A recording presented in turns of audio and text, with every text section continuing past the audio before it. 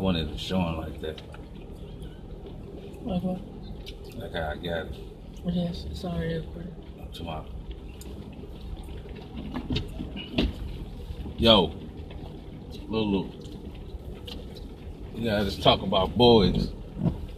And like I always told you, you gotta let the boy fall in love first. You know what I'm saying? You don't fall in love before him. That way, you hold most control over the situation. Why do you think that you need more control than the other person?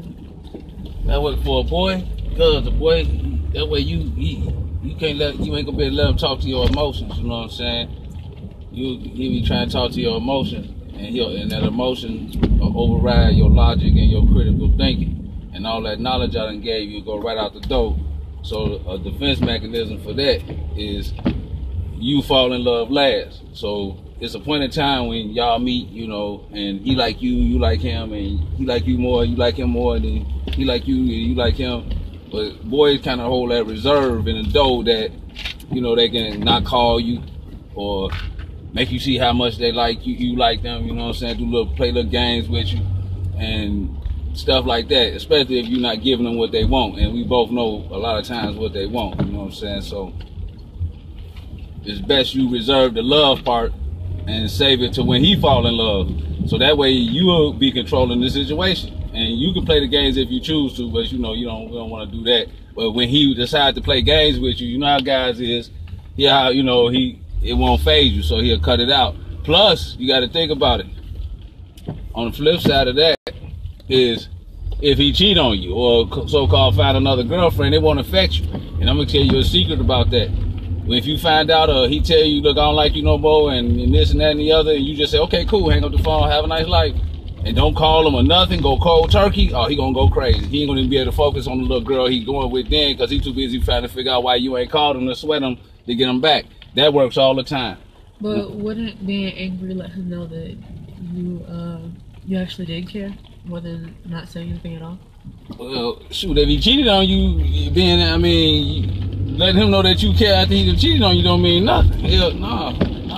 If he cheated on you, it's just a wrap. You know what I'm saying? That, you know, that's dead. He know you care. He just gonna cheat on you. So being angry, you don't need to let him know I care. Like it don't go like, are you cheating on me? I'm mad at you. You know I cared about you. No, we gonna scratch all that right there. Get straight to the point. If he cared about you, he would have did it. But that's not where we at when you do that.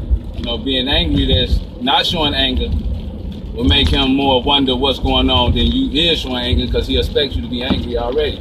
You already got the phone waiting on you to call. You already with this little girl looking down at his phone like, I know she gonna call, I know she gonna sweat. 2, 3, 4 days went past, you ain't called. Even though he like what he doing, he still can't get out of his mind how quickly you left his ass alone. I mean, you know, left him alone. So, no, that won't work. So you just kind of fall in love last, you know, don't be trying to fall in love first. Hold it, reserve, you know, and make sure you don't let him talk to your emotions. You know what I'm saying? Listen to what he's saying. Listen closely to what he's saying. Pay attention to what he's saying. He'll slip up and tell you the truth. You know, if he lie a little bit, he'll lie a lot. But should I just assume that all guys have negative intentions? Nah, you don't assume it. But I'm telling you, probably about 85%. You know, it's very it might be a little hopeless out there. But no, don't assume it because you're gonna draw that to you. You know what I'm saying? So just try to draw a positive brother to you. And I'm gonna help you. I'm gonna help you find one. Trust me. I got my gap. I got my scanning. I got my little pre-nigga scanning. Trust me. I got that ready. So we're gonna see if he can stand the test of me first. But no, don't assume it. Just hope for the best. You know, you stay positive, you stay queen, you stay goddess, and that's gonna come to you. Hopefully you find somebody like your daddy, which they say is 9 times out of 10. The girl gonna find somebody like her daddy. So the thing with you is you gotta recognize it when you see him.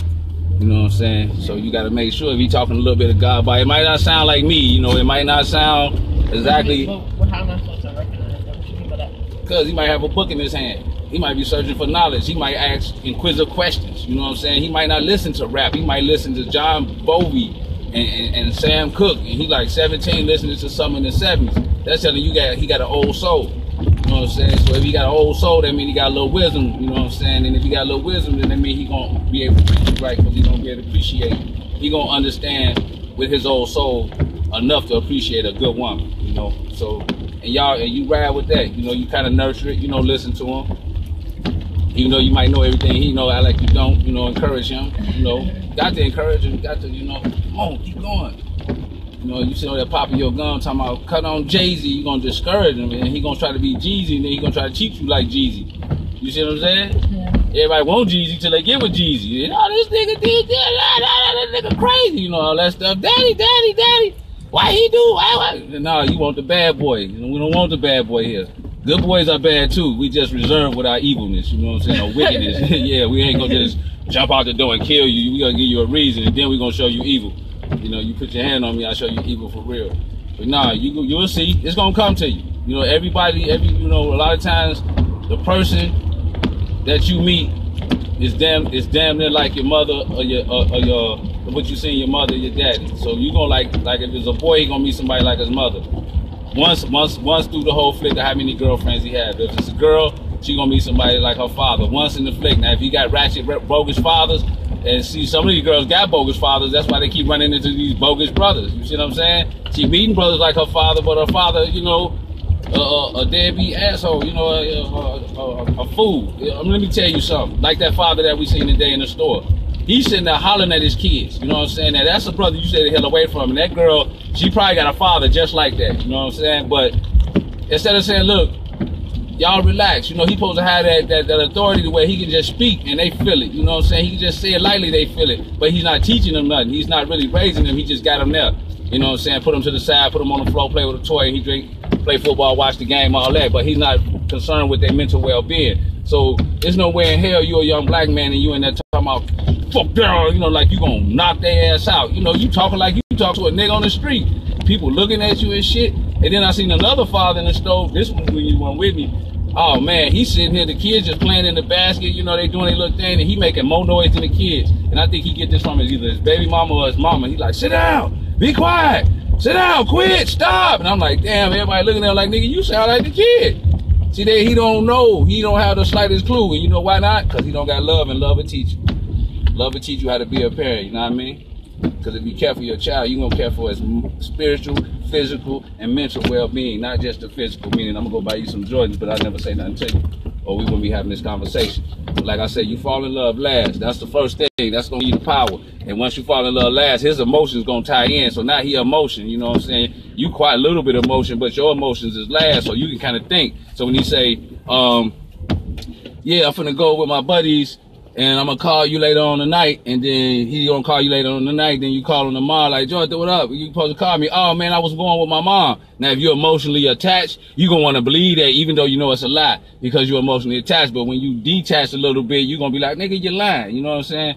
Just like if I'm in a relationship and I'm telling you my story and you like, man, no, that girl bogus, you know what I'm saying? And I'm like, nah, well, no, but to you like, clearly she bogus. But since I'm in love, it kind of clouds my judgment, and I tend to want to believe she ain't bogus when she is bogus. For sure, for sure. You see what I'm saying? So, you know, like I say, I got my gun. Just don't be bringing me no Keith Chief. You know, as long as he got God bodily, a little sense, you know what I'm saying, I read him. But definitely Keith Chief got to go. And it ain't gonna be no, but Daddy understand. Daddy understand he's good. He has a good spirit in it. No, hell no. Hell no. I'm gonna sit down and talk to him, and if he ain't trying to hear nothing I'm saying, I'm gonna pull out the itchy and walk him to the door, and best believe that's your last time seeing him, so you better give a farewell to him. You know what I'm saying? That's it. I don't ever want to see that. You know what I'm saying? Don't bring no little thug to my house. So, that's just the first part I'm gonna rap with you about. So far, you know, we're gonna practice don't fall in love first, you know what I'm saying? And kind of, you know, just chill. You know, don't be mad and evil and play games, because games only gonna make them play games with you and not want you. And don't act crazy. Always reflect on your actions. Don't be acting crazy and thinking it's them. Make sure you cool. Make sure you got handling the situation with some sense. And then if they start to act crazy, then you know, okay, it ain't me, it's them. But don't you act crazy and then act like it ain't you. You know what I'm saying? You mess your mind up that way. When you get older, you start believing your own lies, stuff like that. You know what I mean? Right. For sure.